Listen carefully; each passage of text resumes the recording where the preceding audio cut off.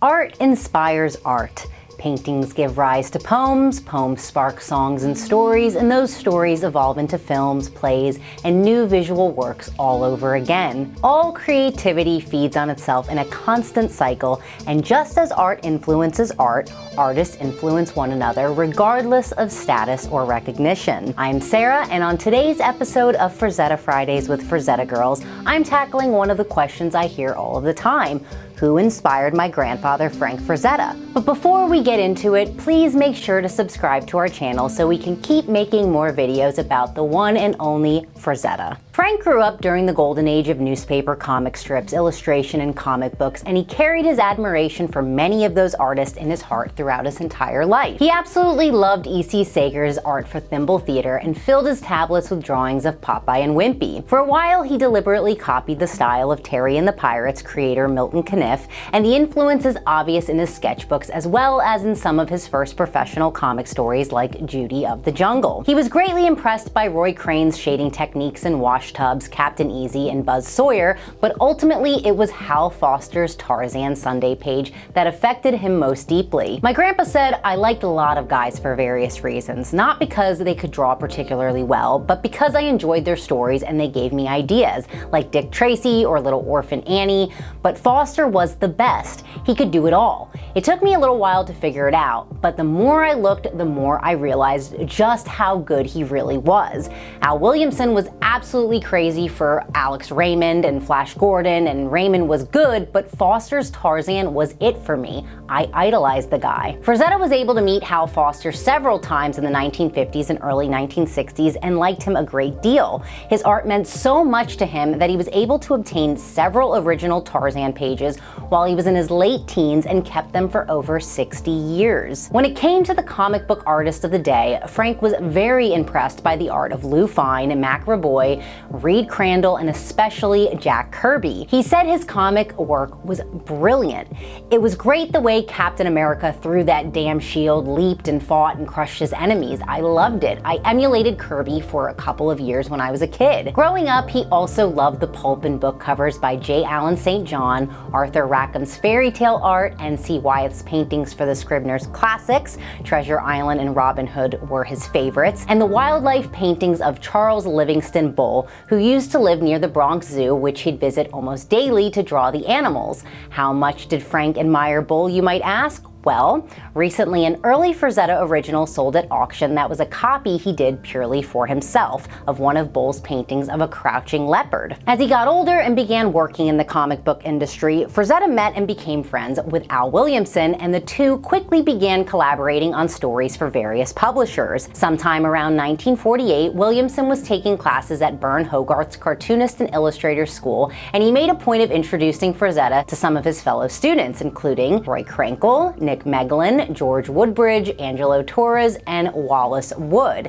They all immediately became friends, and the group played baseball, chased girls, went to the cinema, assisted each other on jobs, and talked non-stop about art and their ambitions whenever they were together. What were some of those youthful conversations? Well, I did talk to Angelo a few years ago, and he said mostly baseball. Roy Krenkel, who is 10 years older than my grandpa, who was a voracious collector of art books and magazines, and he became something of an educator and a mentor for the younger artists, enthusiastically sharing work by a wide variety of painters and illustrators to help inspire them. Thanks to Krenkel, Frazetta came to appreciate the work of a number of artists he'd never heard of before, including Jose Sagreus, Sir William Russell Flint, Fortunio Mantegna, Frank Brangwyn, Charles Knight, Zdenek Burian, the Pre-Raphaelite Brotherhood and Associated Painters, the Orientalists, especially the art of Jean-Léon Gérôme, the Brandywine School, and many, many others. Frazetta's world grew much larger thanks to Krenkel. As the years passed, Grandpa might have forgotten the names of the artists he'd been introduced to and admired,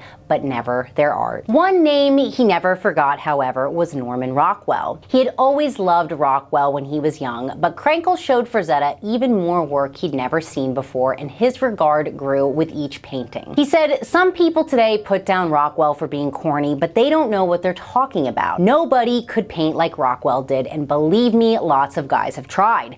Every painting he did told a story. He could make you laugh or he could break your heart, and that's really something. Sure, he used photos, but that's what all these young guys tracing photos today don't understand. Rockwell used photos, he didn't copy them. He shot his reference photos and then changed everything. The light, the color, the settings, the people's posture, the look on their faces. He changed everything. He had the touch. Anybody that doesn't respect Rockwell can go jump in the lake as far as I'm concerned. Some might be wondering what Frazetta thought of the art being created by his circle of young friends. Were they among his favorites too? Well, that's difficult for me to say simply because even though I'm certain he was influenced by them all in one way or another, he didn't really talk about their work. He once mentioned that he referenced Wallace Wood's spaceship interiors for his cover to Famous Funnies because, as he said, I did it just to tease Wally a little bit, but I also did it because nobody ever drew that rocket stuff better than he did. And his regard for Wood's talent was such that Frank actually hired him to ghost several of his Ace McCoy newspaper strips in late 1953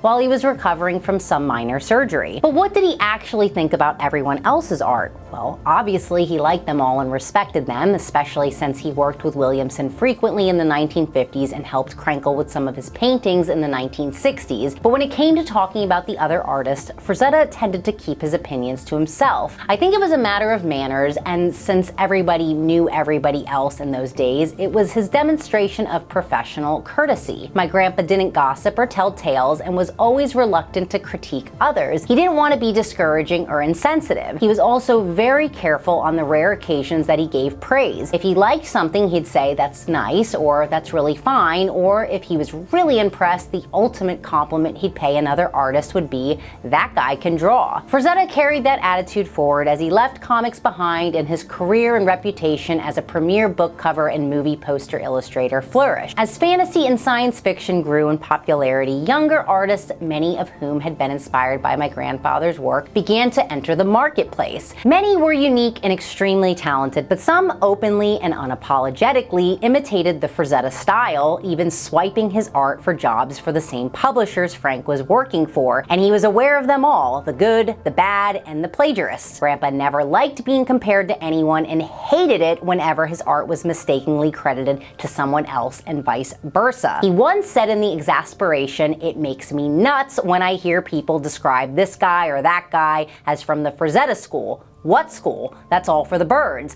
There's me, and then there's the guys who copy me, and that's it. There's no school." I'm often asked what Grandpa said about the numerous artists that followed in his footsteps and became famous through the years. What was his opinion of Jeffrey Jones, or Richard Corbin, or Mobius, or Ken Kelly, or the Hildebrandt brothers, or Boris Vallejo, or any number of the wonderful illustrators of the fantastic? And my answer is routinely the same: nothing. At least nothing intended to be shared publicly. It was again a matter of professional courtesy, a show of manners, and Frazetta kept his opinions about other artists to himself, especially if he considered them competitors. He met many young illustrators over the years, some he liked, some he didn't, but he was kind and friendly to everyone, and only Grandpa and Grandma, and a handful of their close friends, knew how he truly felt. But there were at least 3 exceptions to Frazetta's no-comment policy. Working artists who, like Rockwell and Foster, were among his favorites that he would enthusiastically talk about when asked: Robert McGinnis, James Bama, and Andrew Wyeth. Just like Frank had become world famous for his fantasy book covers and movie posters, McGinnis was renowned for his leggy femme fatales he'd paint for mystery paperbacks and for his iconic James Bond ad campaigns, and Frazetta absolutely loved him, just as he loved the skill and drama displayed in Bama's paintings for the Doc Savage series and his illustrations for men's adventure magazines. Frank saw Bob and Jim as peers rather than competitors, and when a mutual friend introduced the 3 of them later in life,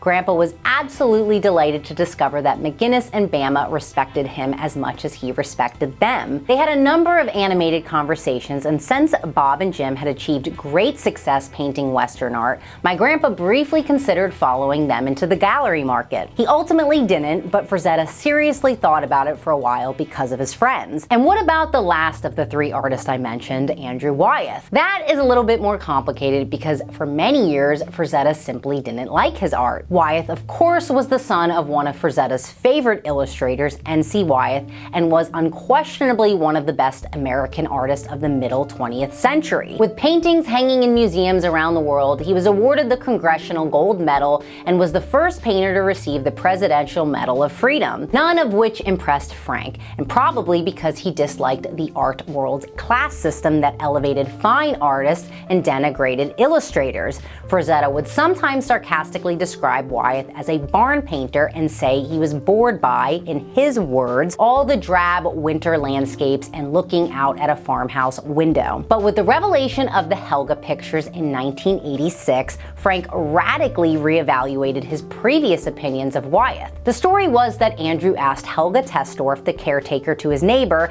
to model for him in 1970, and from then until 1985, he made 45 paintings and 200 drawings of her, many of which depicted her nude. The sessions supposedly were a secret even to their spouses, and the originals were stored at the home of one of Wyeth's students. When the existence of the pictures was made public, paintings of Testorff graced the covers of both Time and Newsweek magazines, creating a sensation and leading into a controversial exhibition at the National Gallery of Art in 1987, followed by a nationwide tour. Called crass, an absurd error, and an essentially tasteless endeavor, Wyeth laughed at his critics and sold all of the art to a collector for a fortune, all of which my grandpa loved. He loved the secret and the controversy surrounding the art, and he absolutely appreciated Andrew Wyeth's response to his critics. He really loved the paintings and drawings and began looking back at Wyeth's art with a new appreciation. One painting in particular, Comet Chaser, became one of his favorites, and for a time he kept a copy pinned next to his drawing table. Feeling inspired by the Helga pictures before his first stroke ended his career, Frazetta considered doing something similar as a follow-up to his Illustrations Arcanum book that would feature new drawings that my grandmother Ellie would pose for.